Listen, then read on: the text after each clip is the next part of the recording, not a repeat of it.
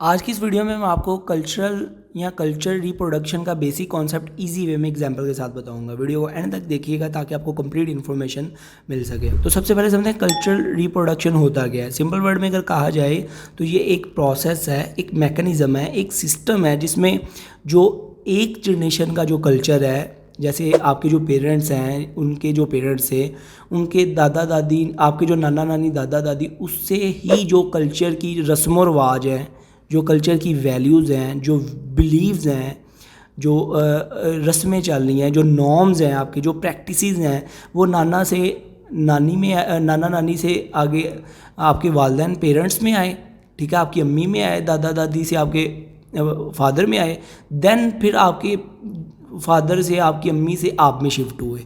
इसको वो जो कल्चर के जो सारी रस्म और रिवाज हैं जो एक जनरेशन से दूसरी जनरेशन में शिफ्ट हो रही हैं, इस प्रोसेस को, इस सिस्टम को, इस मैकेनिज़्म को हम कल्चरल रिप्रोडक्शन बोलते हैं। जैसे लैंग्वेज, आप उर्दू क्यों बोलते हैं, आप हिंदी क्यों बोलते हैं? क्योंकि आपके पेरेंट्स ने आपके अंदर वो चीज़ इंडल्ज कर दी है, वो शिफ्ट कर दी है, वो आपकी एक जनरेशन से दूसरी जनरेशन में वो चीज़ शिफ्ट हुई है।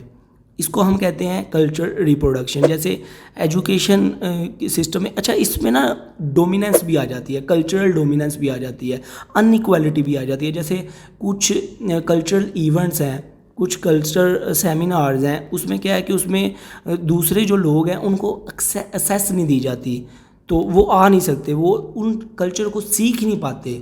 जब वो उस कल्चर को सीख नहीं पाते, समझ नहीं पाते, तो इसमें डोमिनेंस आ जाती है। डोमिनेंस से मुराद के ये अच्छा है, ये बुरा है। मैं मतलब किसी, फॉर एग्जांपल, पेरेंट्स जो हैं वो बच्चों में डोमिनेंस रखते हैं, तो इसका मतलब क्या है, पेरेंट्स जो हैं उनकी पावर है, वो जो बच्चों को बोलेंगे वो करेंगे। तो इसी तरह कल्चरल डोमिनेंस में होता है कि अपने कल्चर को बेहतर समझना दूसरे कल्चर की बिस्बत, इसको कल्चरल डोमिनेंस कहते हैं। तो ये कल्चरल रिप्रोडक्शन में अनइक्वालिटी की भी बात की जाती है कि इसमें अनइक्वालिटी आ जाती है, क्योंकि एक जनरेशन से दूसरी जनरेशन में शिफ्ट हो रहे हैं।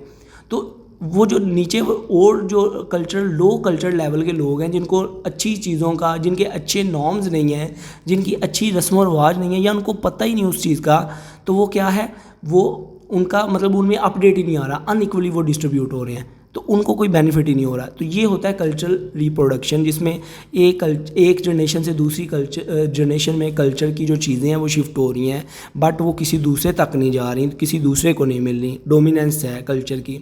तो ये कॉन्सेप्ट था, आई होप आपको क्लियर हो चुका होगा। वीडियो अच्छी लगी हो तो सब्सक्राइब और लाइक करना मत भूलिएगा। अपना ख्याल रखिएगा। Good bye.